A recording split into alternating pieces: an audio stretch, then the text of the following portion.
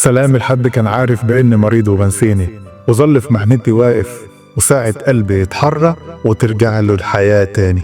سلام الحد بيساعد في سر وصمت، ومش عاوز يعرفني بإنه صاحب المعروف، وبيساعد كده لله ومش مستني حاجة مني ولا حتى بكلمة شكر، ولا عن نفسه أعلن إنه صاحب الفضل، وكل الفكرة إنه تربى تربية صح.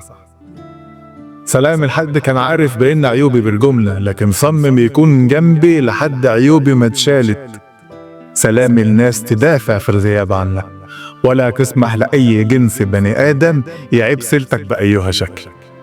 سلام الحد برضك كان بترشي الناس وفاكرين إنه هيبعني، لكن مرضاش بمال الأرض من أجل وباعهم ثم لقاني.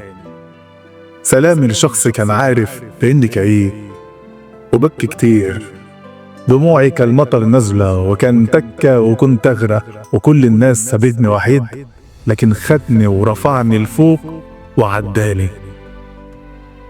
ورب الكعبة بدعيله يقدرني وارد جميل واحد واحد من الناس اللي شالت قلبي من ده الكسر، وشدتني من الفيضان، وعدتني من الأمواج، لحد ما هم خلوني بقيت واحد تاني. ودرس اليوم أنا ذاكرته، ماهوش بالكترة تبقى كبير، ويكفيك حد ولا اتنين يكونوا ب1000 100 مليون. حقيقي ده كنز من دنيا، تصاحب حد بيحبك كده في الله، يضحي بنفسه من أجلك، وشايف دنيته بدونك هباب اسود، لأن الصنف ده نادر. تخيل إن في من الناس تصاحب ناس سنين العمر ويكتشفهم في ساعة الصفر بإن مفيش ليهم صاحب.